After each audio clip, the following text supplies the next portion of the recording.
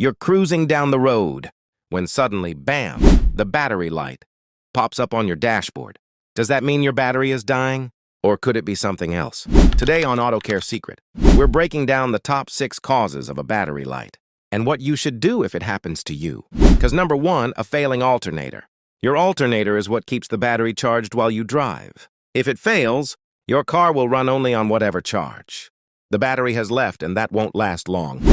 Some cars even have a separate alternator warning light. But in most cases, it just shows up as that little battery icon on your dash. Cause number 2, a bad voltage regulator. The regulator controls how much charge goes into your battery. If it's overcharging, it can damage the battery over time.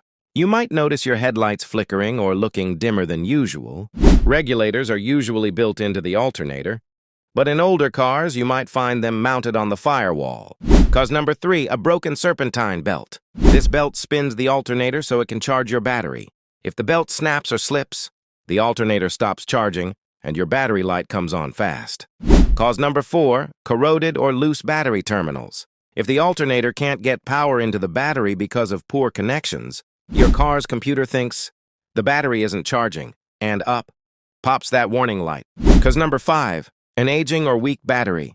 As a battery gets old, it can't hold a charge as well. That forces your alternator to work overtime, straining your electrical system and causing voltage drops. When the computer senses that dip, it flips on the light to let you know something's wrong. Cause number 6, wiring or fuse issues. This is less common, but if there's a short or break in the wiring between the alternator, battery, or ECU, the whole system stops working properly, and you'll see that light. So what should you do if the battery light comes on while driving? First, turn off any accessories you don't absolutely need.